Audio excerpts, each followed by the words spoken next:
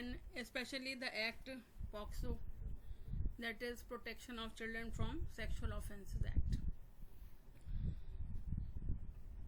So why this particular act was passed, what is the aim and objective of this particular act, and then what are the essential features of this act. तो इस अधिनियम को पास करने के क्या कारण थे, इसके क्या जो है वो उद्देश्य है, किस लिए इसको पास किया गया, और साथ ही इसमें क्या, इस अधिनियम में क्या विशेष बातें हैं जो कि बच्चों के हितों के संरक्षण को आगे बढ़ाती हैं। जैसा कि आप आजकल भी न्यूज़ में देख रहे हैं कि कैसे कोविड की वजह से पेरेंट्स की डेथ हो रही है, कहीं पे one of the parent had died where both are not there. Now many of the children have become orphan और the destitutes, and the sexual predators are very active online also, so they are taking advantage of this vulnerable situation of the children. बहुत सारे बच्चे जो अभी अनाथ हुए Covid period में, उनके सामने भी बहुत बड़ी समस्या हो रही है अपने जीवन को आगे चलाने की. इसके अलावा समाज में जो असामाजिक तत्व हैं वो इस त्रासदी का फ़ायदा लेने की कोशिश कर रहे हैं कि बच्चे जो बहुत ही वल्नरेबल हैं, जो कि बहुत ही ज़्यादा सेंसिटिव हैं चीज़ों को लेकर के, उनका भी कैसे किस तरीके से गलत प्रयोग किया जाए. तो बहुत सारे अभी इलीगल एडॉप्शन के केसेस भी जो है वो सामने आए हैं कि सोशल मीडिया पे लोग इस तरह के मैसेज डाल रहे हैं कि they belong to a particular orphan group और वहाँ पे आप एडॉप्शन के लिए आ सकते हो इस तरीके से. तो इस तरह का बहुत फ्रॉड भी ऑनलाइन चल रहा है. तो इसमें सभी को बहुत सावधान रहने की ज़रूरत है और ये जानने की ज़रूरत है कि क्या लॉ हैं जो कि बच्चों के हितों के संरक्षण के लिए हैं और कैसे हम अपने मासूम बच्चों को इनसे बचा सकते हैं. क्योंकि बच्चे जो है वो किसी भी देश का भविष्य हैं और देश का जो विकास है वो बच्चों के विकास पे ही निर्भर होता है. तो 2012 में ये नया एक्ट पास किया गया, protection of children from sexual offences act, यौनिक हिंसा से बच्चों के बचाव के लिए. क्योंकि पहले ये बात तो थी कि बच्चों के खिलाफ यौन हिंसा होती है, लेकिन ये बात बहुत खुल करके सामने नहीं आती थी और ज़्यादातर जो केसेस होते थे वो इंसेस्ट के केसेस होते थे. Incest means where the children are being sexually abused by their own family members और द नियर रिलेटिव्स. तो अपने ही रिश्तेदार हैं, अपने ही आसपास के जानने वाले लोग हैं जो बच्चों का जो है वो यौन उत्पीड़न करते थे. और ये बात एक तो बच्चे लोग डर के मारे, शर्म के मारे बताते नहीं हैं, या बताते भी हैं तो parents try to push it behind the corner और they put it under the carpet कि लोगों को पता ना चले. तो ये कहीं ना कहीं से जो हमारी सामाजिक एक स्थिति है उसके ऊपर भी गलत प्रभाव पड़ता है कि क्या इनके बच्चों के साथ हो रहा है और कैसे क्या हो रहा है. तो कभी कभी रिलेशंस को बचाने के लिए भी इस तरह के अपराध जो है बच्चों को सहन करने पड़ते हैं. तो एक स्टडी की गई थी 2007 में और जिसमें देखा गया कि जो बच्चों के खिलाफ यौनिक हिंसा है वो बहुत ज़्यादा है. इसके अलावा न केवल गर्ल चाइल्ड बल्कि जो मेल चाइल्ड हैं उनके साथ भी बहुत ज़्यादा यौन हिंसा होती है. तो not only the female child but male child are also subjected to sexual abuses. But these problems of sexual abuses were not adequately addressed by the existing law. क्योंकि जो existing law था, जो हमारी जो दंड संहिता है इंडियन पिनल कोड, उसमें जो ऑफेंसेस डिफाइंड हैं, तो सेक्सुअल असॉल्ट के केसेस हैं, उसमें टीजिंग है, रेप के प्रोविजन हैं, लेकिन वो जेंडर न्यूट्रल लॉ जो है वो नहीं है. तो ज़्यादातर जो यौनिक हिंसा है, जो सेक्सुअल ऑफेंसेस हैं, उनको महिलाओं के खिलाफ अपराध के तौर पे देखा जाता है. तो ये जेंडर न्यूट्रल लॉ नहीं था.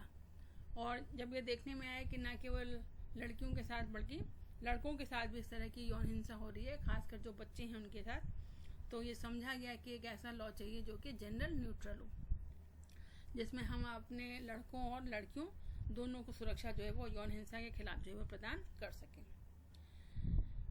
तो इसका जो ऑब्जेक्ट एंड रीजन क्लॉज है पॉक्सो एक्ट का, protection of children from sexual offences act, वो ये कहता है कि जो हमारा संविधान है उसका जो अनुच्छेद 15 है उसके अंतर्गत स्पेशल लॉ बनाया जा सकता है for the protection of women and children.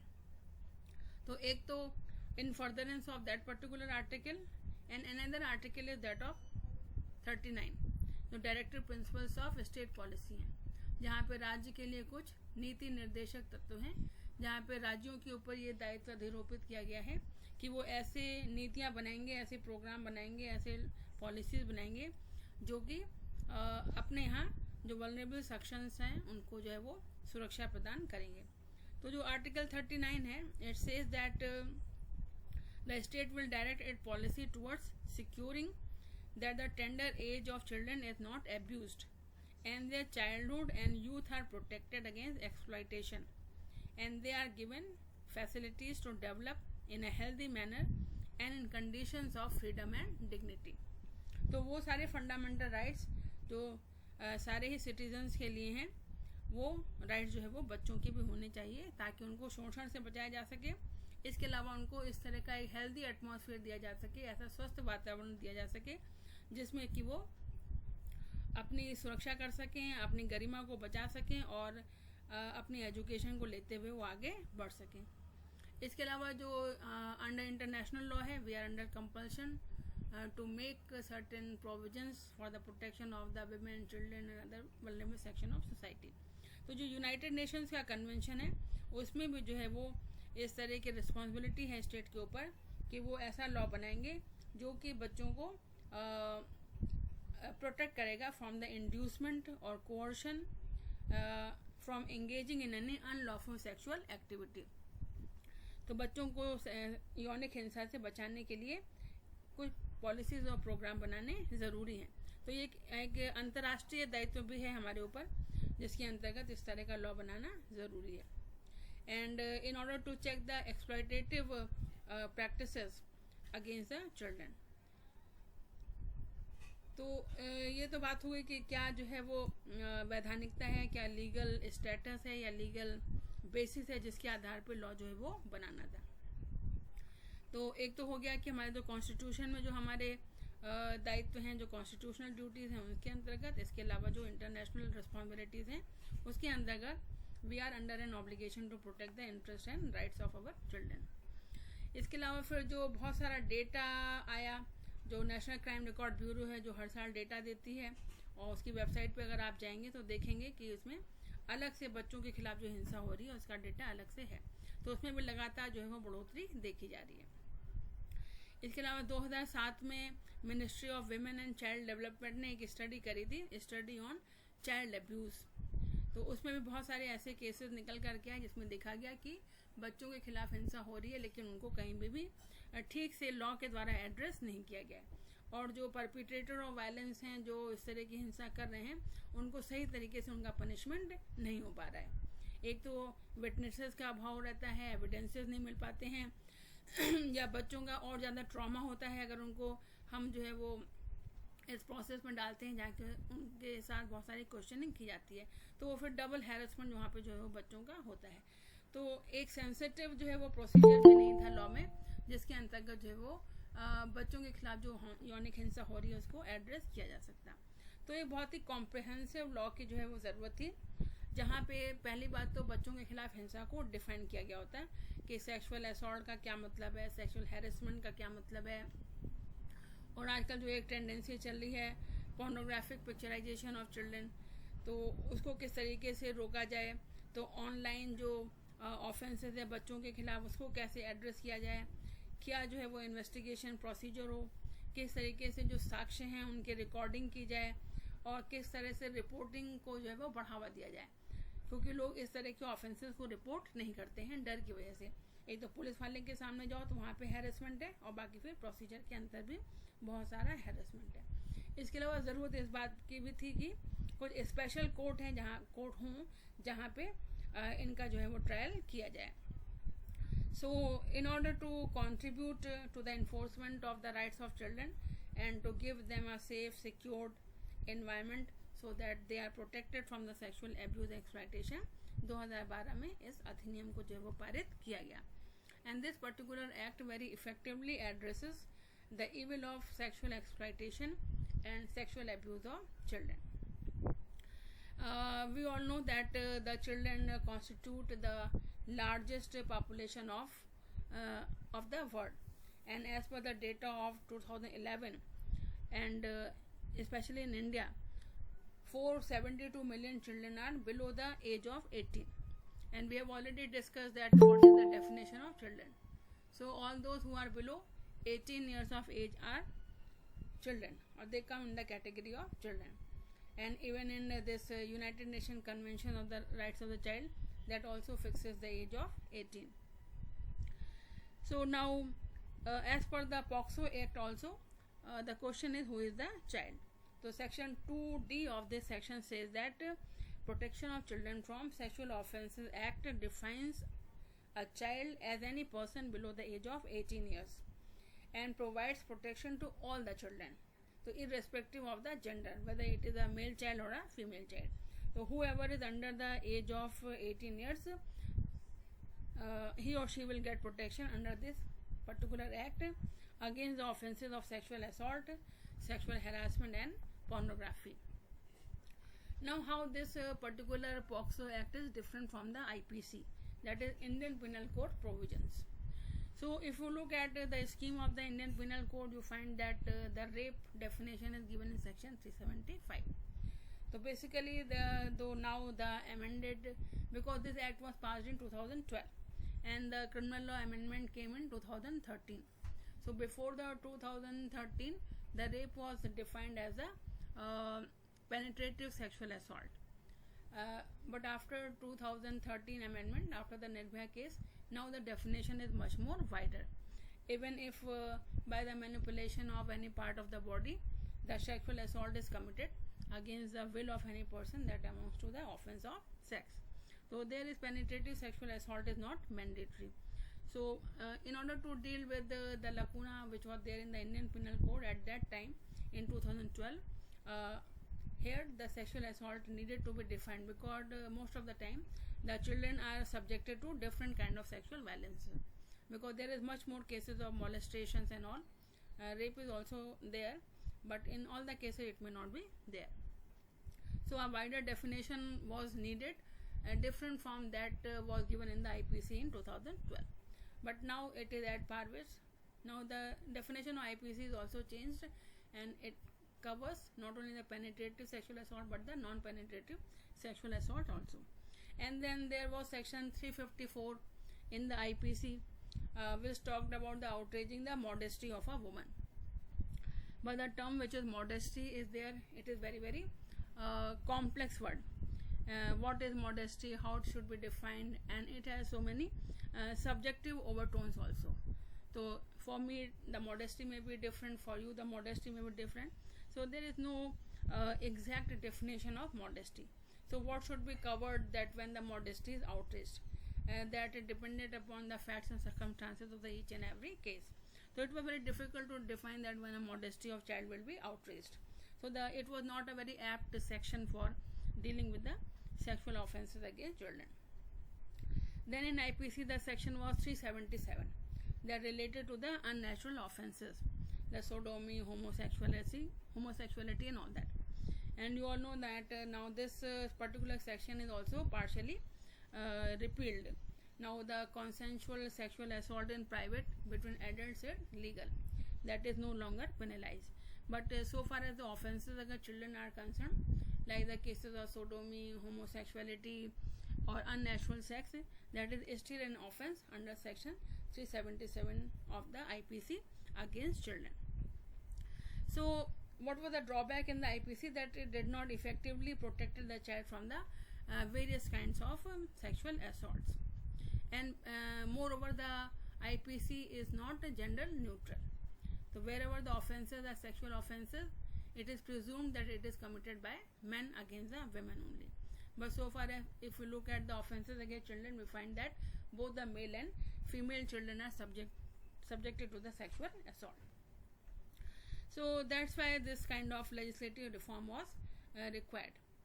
Now we will discuss that what are the salient features of this particular act.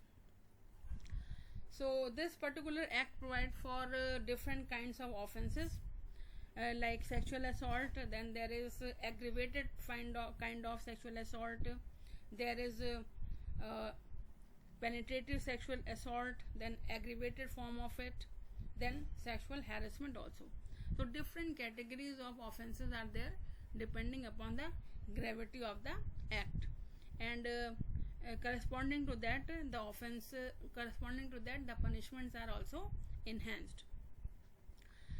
So this particular act provides for very stringent punishment depending upon the gravity of the offense. So this punishment ranges from simple imprisonment to rigorous imprisonment, and there is also provision for fine, and which will be decided by the court. So different kinds of sexual abuse are sexual harassment, use of child for pornography, photography for sexual gratification, penetrative and non-penetrative sexual assault, and these are defined in sections 3, 5, 7, 9, 11, 13 to 15. So you can have the Bare Act and go through these sections, that how these different kinds of offences are defined against the children. So if you look at the aggravated offences which are there in section 5 and 9, so though the sexual assault is there, the sexual harassment is there, or the child is being used for the pornographic purposes, but when it becomes aggravated, कब इसको हम और ज़्यादा गंभीर प्रकृति का समझते हैं, तो when the sexual assault is committed by a person who is in a position of trust or authority of the child, such as a member of security forces, police officer, public servant, etc. तो जो बहुत सारे सुरक्षा गृह बने हुए हैं, जो बहुत सारे चिल्ड्रन होम बने हुए हैं, वहाँ पे जिनकी कस्टडी में बच्चे रखे जाते हैं, कभी कभी उन्हीं के द्वारा ही जो है वो बच्चों के खिलाफ यौन हिंसा की जाती है, तो उनको aggravated form of sexual assault में रखा गया है. इसके अलावा where there is a position of trust, जैसे डॉक्टर्स हैं, टीचर्स हैं, फैमिली मेम्बर्स हैं, तो यहाँ पर भी एक विश्वास का रिश्ता होता है जिसमें कि लोग फियरलेस होकर के एक दूसरे से करस्पॉन्डेंट करते हैं या एक दूसरे से कम्युनिकेशन करते हैं. लेकिन कभी कभी इन विश्वास के रिश्तों का भी लोग गलत फ़ायदा उठाते हैं और बच्चों का एक्सप्लॉयटेशन करते हैं. तो जहाँ पे पोजीशन ऑफ ट्रस्ट है, कॉन्फिडेंस है, बिलीफ है, if that is broken and the child is sexually assaulted, that comes under the aggravated form of offense. And it also becomes of the aggravated nature where the child is physically or mentally ill. तो जहाँ पे कोई बच्चा शारीरिक या मानसिक अक्षमता का शिकार है और उसके साथ अगर यौनिक हिंसा हो रही है, तो इसको बहुत ही गंभीर प्रकृति का अपराध जो है वो माना जाएगा.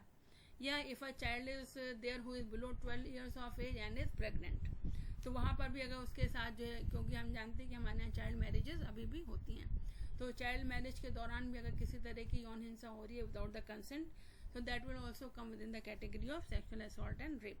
तो उसको भी एग्रीवेटेड फॉर्म ऑफ वायलेंस जो है वो माना गया है.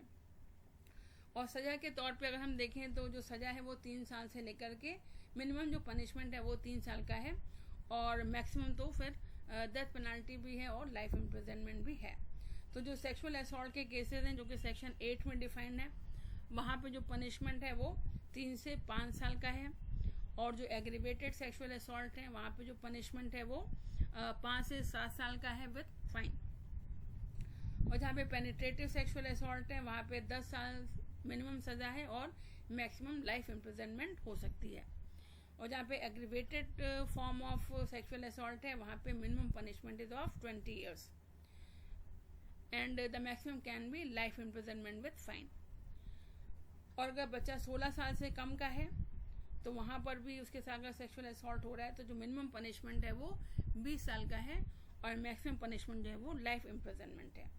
लेकिन अभी नया अमेंडमेंट जो आया था उसके दौरान ये हुआ कि जहाँ पे बच्चे जो है वो 12 साल से कम है और उनके साथ अगर गैंग रेप हो रहा है तो उन केसेस में डेथ पेनल्टी तक भी दी जा सकती है. और जैसे कि पहले भी बताया गया है कि लाइफ इम्प्रिजनमेंट का मतलब अब क्या है, till death, till the natural life of the person continue the life imprisonment will go on. तो वैसा नहीं है कि वो 15 साल, 18 साल या 20 साल, अब जब तक व्यक्ति जिंदा है तब तक लाइफ इम्प्रिजनमेंट विल कंटिन्यू. फिर 2019 में इसमें एक अमेंडमेंट किया गया, क्योंकि जिस वक्त 2012 में एक्ट बना उस वक्त जो है वो पोर्नोग्राफी की डेफिनेशन इसमें नहीं दी गई थी. तो जो चाइल्ड पोर्नोग्राफी है उससे रिलेटेड भी जो ऑफेंसेस हैं वो बहुत ज़्यादा बढ़ रहे हैं, तो उसको भी डिफाइन करने की ज़रूरत थी. So now this child pornography has been defined under section 2 और एक नया क्लॉज जोड़ा गया है DA, जिसका मतलब है any visual depiction of sexually explicit conduct involving a child which include the photograph. तो अगर सेक्सुअल जो एक्सप्लॉयटेशन किया जा रहा है बच्चों का और साथ में उसका पिक्चराइजेशन भी किया जा रहा है, बाद में उसकी वीडियोग्राफी की जा रही है, उसको डिजिटल फोरम पे रिलीज किया जा रहा है, या जो कंप्यूटर जनरेटेड इमेज है उसके द्वारा भी अगर बच्चों का जो है एक्सप्लॉयटेशन किया जा रहा है, या बच्चों को इस तरह की पोजीशन में दिखाया जा रहा है जो कि ऑब्जेक्शनेबल है, तो रियल वर्ल्ड में भी हो सकता है और ये अनरियल वर्ल्ड भी हो सकता है। यानी कि एक्चुअली चाइल्ड का सेक्सुअल एक्सप्लॉयटेशन हो रहा है, या उसकी इमेज को यूज करके भी जो है वो इस तरह की इमेज क्रिएट की जा रही है, उसको मॉडिफाई की जा रही है जिससे कि लगे कि वो एक बच्चा है और इस तरह की सेक्सुअल एक्टिविटी में इन्वॉल्व है, या उसके साथ इस तरह का कुछ हो रहा है और बाद में उसका पिक्चराइजेशन करके उसको डिजिटाइज किया जाए और उसको वायरल कर दिया जाए सोशल मीडिया वगैरह पे। तो इसको चाइल्ड डेफिनेशन जो पोर्नोग्राफिक पर्पज है उसके लिए जो बच्चों का यूज़ किया जा रहा है, यानी कि जो दूसरे व्यक्ति हैं उनके सेक्सुअल ग्रेटिफिकेशन के लिए, उनकी सेक्सुअल जो अर्ज है उसको सेटिस्फाई करने के लिए। तो इस तरह से बच्चों का भी बहुत जो एक्सप्लॉयटेटिव वे से उनका पिक्चराइजेशन करके उसको यूज़ करना, that is for the purpose of pornography. और इसका भी पनिशमेंट जो है वो रखा गया है, और पनिशमेंट भी दो तरह के हैं। तो फर्स्ट स्टेज पे अगर ऑफेंस है तो उसका पनिशमेंट अलग है, और अगर सेकंड टाइम वो ऑफेंस रिपीट किया जाता है तो उसके लिए और फिर एग्रीवेटेड फॉर्म ऑफ पनिशमेंट जो है वो प्रोवाइडेड है with in the framework of the act. तो सेक्शन 14 और 15 में अमेंडमेंट किया गया और उसको जो है सब्स्टिट्यूट करके जो पनिशमेंट है वो और ज़्यादा बढ़ाया गया। तो ये सब सारे पनिशमेंट की बात है। हम लोग देखेंगे इसमें कि जो एक्चुअल ऑफेंस कर रहा है केवल उसी व्यक्ति के लिए सजा का प्रावधान है, या जो किसी का अबेटमेंट कर रहा है, किसी को दुष्प्रेरण कर रहा है कि आप ऐसा अपराध करिए, यानी अगर कोई किसी को इंस्टिगेट कर रहा है कि आप भी इस तरह के क्राइम को करिए, इसमें इन्वॉल्व होइए, तो उसके लिए भी पनिशमेंट का प्रावधान जो है वो किया गया है। तो the abetment of the offence is also punishable under the POCSO act, and section 16 and 70s says that कि for the punishment for the abatement of offense will be the same as for the commission of the offense। तो कहीं भी इसको कमतर नहीं आंका गया है। तो व्यक्ति चाहे खुद ऑफेंस कर रहा हो या दूसरों को इन्वॉल्व करा करके, तो दूसरा व्यक्ति इस बात की जो है वो एग्जेम्पशन नहीं ले सकता है कि हमारा तो अबेटमेंट किया गया है, उसके लिए भी सेम तरह की सजा का जो है वो प्रावधान किया गया है। तो ये सब इसलिए है ताकि बच्चों की जो ट्रैफिकिंग है फॉर द सेक्सुअल पर्पसेस उनको रोका जा सके। और लॉ वाले जानते हैं कि how the abetment can be done. The abetment can be by conspiracy, by intentional aid, और by any act of illegal act और ओमिशन। तो 3 तरह की जो कॉन्स्पिरेसी है वो इंडियन पिनल कोड में डिफाइन है। तो किस तरह से कॉन्स्पिरेसी करके दूसरों का अबेटमेंट करके उनको भी इस तरह के ऑफेंसेस में इन्वॉल्व करना, that is also punishable under the act. Now the question is whether the intention to commit is also an offense, क्योंकि हमारे क्रिमिनल लॉ में तो ये है कि act and intent both must concur to commit the crime. तो intention भी हो आपका और उस इंटेंशन की फर्दरेंस में कोई काम भी किया हो, यानी उस आशय को आपने जो है वो प्रैक्टिकली जो है वो इन रियलिटी में आप भी उसको लाए हों, यानी कि एक्ट एंड इंटेंट दोनों होना चाहिए। लेकिन जो पॉक्सो एक्ट है वो कहता है कि यहाँ पे जो अगर केवल इंटेंशन भी है इस तरीके के क्राइम को करने का, तो उसको भी इसमें पनिशेबल जो है वो माना गया है। यानी कि मतलब इस अधिनियम के अंतर्गत जो अपराध है उसको बहुत ही सेंसिटिव तरीके से डील करते हुए ज़्यादा से ज़्यादा गंभीर बनाने की कोशिश की गई है। और तो जहाँ पे इस तरह का केवल अटेम्प्ट किया जा रहा है या केवल इंटेंशन है इस तरह के ऑफेंसेस को करने का, वहाँ पर भी पनिशमेंट का प्रावधान है, लेकिन जो पनिशमेंट है वो आधा होगा। तो सेक्सुअल असॉल्ट के लिए जो पनिशमेंट है उसका आधा दिया जाएगा, या जो सेक्सुअल हैरेसमेंट है तो जो पनिशमेंट उसके लिए उसका आधा पनिशमेंट जो है वो दिया जाएगा। तो half of the punishment prescribe for the commission of the offence will be awarded where the intention is there to commit the offence, because section 30 of this particular act presumes the culpable mental state। तो एक तरह की जो presumption है कि अगर उसने इस तरह का ऑफेंस किया है तो उसका इंटेंट इसमें रहा होगा। तो any prosecution for any offense under this act requires a culpable mental state on the part of the accused। और जो स्पेशल कोर्ट है जो केस को डिसाइड करेगी, it will presume the existence of such mental state.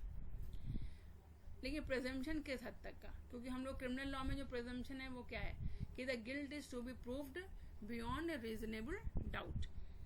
तो यहाँ पर भी जो प्रेजम्पशन है that is beyond reasonable doubt and not to the extent of probability कि ऐसा हुआ होगा. तो जो मालिमत कमेटी की रिपोर्ट थी जिसमें उन्होंने क्रिमिनल लॉ अमेंडमेंट में सजेस्ट किया था कि जो स्टैंडर्ड ऑफ कल्पेबिलिटी है उसको कम किया जाए, कि बियॉन्ड रीजनेबल डाउट जो है चीज़ों को प्रूव करना थोड़ा कठिन होता है, तो उसमें प्रोबेबिलिटी को भी जो है वो देखा जा सकता है.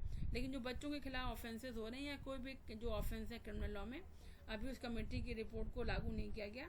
और अभी भी अगर कोई क्राइम हो रहा है तो जो वहाँ पे प्रेजम्पशन है that is to be proved beyond reasonable doubt.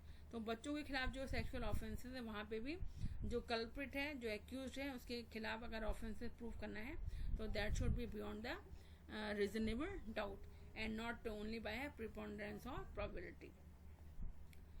और इसके अंतर्गत जो कल्पेबल मेंटल स्टेट है, जो इंटेंशन है, उसमें क्या क्या चीज़ें आती हैं. इंटेंशन है, मोटिव है, नॉलेज ऑफ फैक्ट, बिलीफ और reason to believe a fact. तो इन चीज़ों के आधार पर डिसाइड किया जाएगा कि उसकी मेंटल स्टेट थी इस काम को करने की या नहीं. और अगर वो प्रूव हो जाता है तो वहाँ पे आधी सजा दी जाएगी जो उस पर्टिकुलर ऑफेंस के लिए प्रस्तावित है. And now where the cases of POCSO act will be tried. तो किस तरह की मशीनरी होगी जो कि बच्चों के खिलाफ जो यौन हिंसा हो रही है उन केसेस को वो देखेगी, उनसे वो डील करेगी. So this particular act section 28 provides for the establishment of special courts. तो special court की व्यवस्था की गई है for the trial of the offences against the children and keeping in mind the best interest of the child as a paramount importance at every stage of the judicial process. तो चाहे वो trial हो रहा हो या evidences लिए जा रहे हो, विटनेसेस को बुलाया जा रहा हो, बच्चों के केस रिपोर्ट किए जा रहे हो या इनकी रिकॉर्डिंग की जा रही हो विटनेसेस की, उन सब में best interest of the child देखा जाएगा और एक बहुत ही सेंसिटिव एटमॉस्फेयर में जो है वो प्रोसीडिंग्स जो है वो की जाएंगी. तो उसके लिए जो है वो स्पेशल कोर्ट जो है वो बनाई जाएंगी और ये स्पेशल कोर्ट जो होंगी इनको 1 साल के अंदर केसेस को जो है वो सुलझा लेना होगा. तो special case is to complete the trial of the case within a period of 1 year. अब ये कि स्पेशल कोर्ट कौन सी कोर्ट होंगी, तो स्पेशल कोर्ट वो होंगी which will be designated as the special court by the commission for protection of child right act 2005. तो पता नहीं आपको जानकारी है कि नहीं कि बच्चों के लिए भी एक कमीशन बना हुआ है. जैसे ह्यूमन राइट कमीशन है, विमेन कमीशन है, उसी तरीके से बच्चों के लिए भी कमीशन बना हुआ है protection of child right act. UP में भी है, स्टेट लेवल पे भी जो है कमीशन बना हुआ है बच्चों के लिए. और अभी जो ये केसेस आ रहे हैं कोरोना के दौरान जो डेस्टिट्यूट और ऑर्फन चाइल्ड है, तो इनके जो चेयरपर्सन हैं उनकी मीटिंग भी अभी चल रही है. तो they have the responsibility of taking care the interest of the child.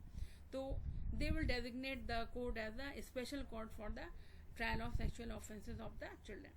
तो जब तक अगर इस तरह की अगर स्पेशल कोर्ट नहीं बनाई गई हैं तो किसी भी कोर्ट को जो है वो चिल्ड्रन कोर्ट को डेजिग्नेट किया जा सकता है. Even the sessions court can also be designated as children court और वहाँ पर भी केसेस का ट्रायल होगा. नाउ चाइल्ड फ्रेंडली प्रोसीजर इसमें क्या रखा गया है. So this particular act incorporates very child friendly procedure for reporting, recording of evidence, investigation and trial of offences. And adequate provisions have been made to avoid the re-victimization of the child at the hands of the judicial system. The act assigns a policeman in the role of the child protector during the investigation process. तो जो police है वो special juvenile police unit बनाई गई है.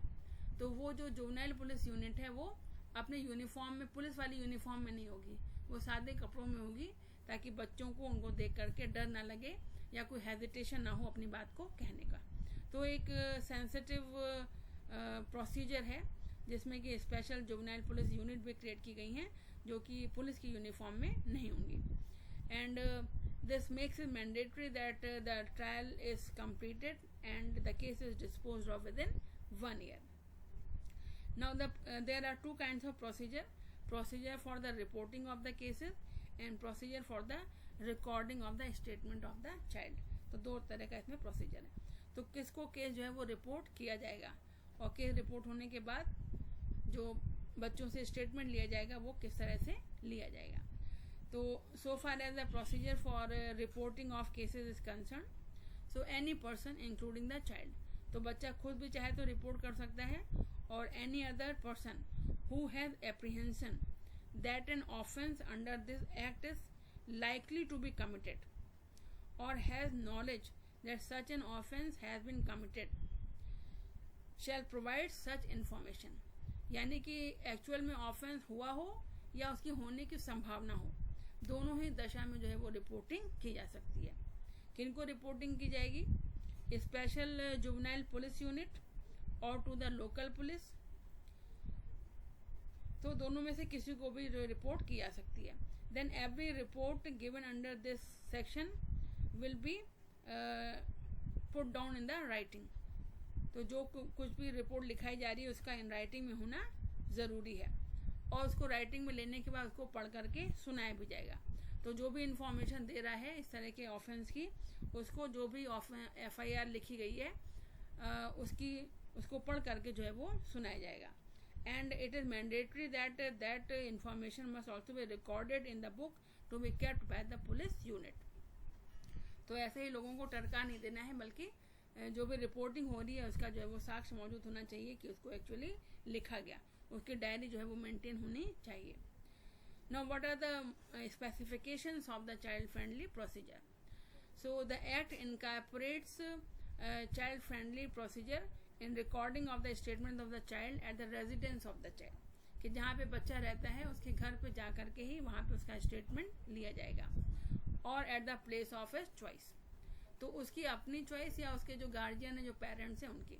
तो बच्चों का कहने का मतलब कि और बच्चे नहीं, तो जो भी उनकी गार्जियन है या जो भी उनके पेरेंट्स हैं वो भी साथ में रहेंगे। तो घर में उनको थाने में बुलाने की ज़रूरत नहीं है, घर में ही जो है उनका स्टेटमेंट जो है वो लिया जाएगा। और जहाँ पे ऑफेंस एक गर्ल चाइल्ड के हुआ है तो वहाँ पे preferably a women police officer not below the rank of sub inspector, and the evidence has to be recorded within 30 days, and no child is to be detained in the police station in the night for any reason. तो रात में तो किसी भी बच्चे को थाने में नहीं रोका जाएगा। The police officer is not to be in uniform while recording the statement of the child, the statement of the child to be recorded as spoken by the child। तो जैसा बच्चा बता रहा है बिल्कुल उसके एज वर्बेटम में उसकी रिपोर्ट जो है वो लिखी जाएगी। And if the assistance of any interpreter और the translator is required that may be given to the child. तो मान लीजिए बच्चा जो है वो फिजिकली और मेंटली चैलेंज्ड है या बोल नहीं सकता है, कोई इशारों से समझा सकता है, तो वहाँ पे इंटरप्रेटर की ज़रूरत पड़ेगी। तो ऐसे एक्सपर्ट्स को प्रोवाइड करने की जिम्मेदारी भी वही अथॉरिटीज़ की बनती है। And the assistance of the special educator of any person should be familiar with the manner of communication of the child in case the child is disabled. यानी कि अगर कोई मूक एंड बधिर है तो उसके जो एक्सपर्ट लोग हैं उनको ही बुलाया जाएगा for the recording of the statement, यानी कि किसी को भी बुला करके लाके उनका स्टेटमेंट रिकॉर्ड कराया जाए। तो अगर स्पेशल चाइल्ड है तो जो स्पेशल एजुकेटर्स होते हैं उनको ही बुलाया जाएगा। फिर जो मेडिकल एग्जामिनेशन है that will be conducted in the presence of the parent of the child और any other person in whom the child has trust और कॉन्फिडेंस। यानी कि अकेले में उसका मेडिकल एग्जामिनेशन नहीं होगा, उसके साथ में उसके अभिभावक या संरक्षक जो है वो होने चाहिए। And in case the victim is a girl child, the medical examination shall be conducted by a woman doctor। And ऐसा नहीं कि लगातार उससे पूछताछ होगी और लगातार उससे बातें की जाएंगी। There should be frequent breaks during the recording of the statement, and the child should also not be called repeatedly to testify। तो बार बार बच्चे को बुला करके तंग नहीं किया जाएगा ताकि उसका री-विक्टिमाइजेशन ना हो। Nor there should be any kind of aggressive questioning or the character assassination of the child, or mostly the in-camera trial will be done। तो बच्चों का दोबारा से एक्सप्लॉयटेशन ना हो, दोबारा से उनका विक्टिमाइजेशन ना हो, उसको रोकने के लिए एक चाइल्ड फ्रेंडली प्रोसीजर की इसमें व्यवस्था जो है वो की गई है कि पुलिस अपनी यूनिफॉर्म में नहीं होगी, घर पे जाकर के रिकॉर्डिंग की जाएगी, उसके संरक्षण साथ में जो है वो मौजूद रहेंगे और जैसा बच्चा बताएगा वैसी ही जो है वो रिपोर्टिंग लिखी जाएगी। और अगर अपनी बात वो कहने में सक्षम नहीं है, किसी एक्सपर्ट की आवश्यकता है, तो उसको एक्सपर्ट भी प्रोवाइड किया जाएगा। Now what is the role of the special juvenile police unit? तो section 19 clause 6 provides for this particular thing, for the purpose of giving the relief and rehabilitation to the child as soon as the complaint is made to this particular unit or to the local police, and this unit will make immediate arrangement to give the child care and protection, such as admitting the child into shelter home or to the nearest hospital within 24 hours of the report. तो हो सकता है जिस बच्चे के साथ जो sexual offence हुआ है वो डेस्टिट्यूट चाइल्ड हो, ऑर्फन चाइल्ड हो, जैसे कि आजकल देखा जा रहा है कि जो बहुत सारे अनाथ बच्चे हैं तो उनके साथ इस तरह की जो है वो गतिविधियां हो रही हैं, तो उनको इमिडिएटली शेल्टर होम में ले जाना, उनको वहाँ पे सुरक्षा प्रदान करना, ये सारी जिम्मेदारी भी जो स्पेशल जुवेनाइल पुलिस है उसकी होगी। And they have to report the matter to the child welfare committee. तो जब हम लोग जुवेनाइल जस्टिस एक्ट पढ़ेंगे उसमें देखेंगे कि वहाँ पे जो चिल्ड्रन है who are in need of care and protection, उनके लिए क्या व्यवस्था की गई है, क्या प्रोसीजर है उनके लिए। तो we will have to take that act also in consonance with that this particular act. तो वहाँ पे जो चाइल्ड वेलफेयर कमेटीज बनी हुई हैं, तो जो स्पेशल जुवेनाइल पुलिस है एक तो शेल्टर होम में बच्चों को भर्ती कराएगी, उसके बाद की खबर वो चाइल्ड वेलफेयर कमेटी को भी देगी, who are responsible for taking care of the need and other things of the child. उसकी भी जो सूचना है 24 घंटे के अंदर दे दी जानी चाहिए, जिससे कि और इसके अलावा जो इस तरह की कमेटीज हैं they look after the long rehabilitation of the child. तो जो ऑर्फन हैं, जो डेस्टिट्यूट हैं या जो बेगर्स हैं, इस तरह के जो बच्चे हैं उनको लॉन्ग टाइम रिहेबिलिटेशन की जो है वो ज़रूरत पड़ती है। तो किस तरीके से उनको सुरक्षा दी जाएगी, सारी जिम्मेदारी जो है वो स्पेशल जुवेनाइल पुलिस की होगी। इसके अलावा जो अथॉरिटीज़ बनी हुई हैं जुवेनाइल जस्टिस एक्ट के अंतर्गत, चाइल्ड वेलफेयर कमेटीज, उनकी जिम्मेदारी होगी कि वो बच्चों को संरक्षण प्रदान करें। Now the question arises that upon whom lies the burden of proof that this particular crime has been committed। तो जैसे कि क्रिमिनल लॉ का तो प्रिंसिपल है कि generally the prosecution has to prove the case, तो जो चार्ज लगाता है उसी को चार्ज प्रूव भी करना पड़ता है। तो accused is prove to be innocent because it is the basic principle of criminal law that accused is deemed to be innocent until the guilt is proved beyond reasonable doubt. But in special cases, the cases against children or cases against women, this burden of proof shift from the prosecution to the accused.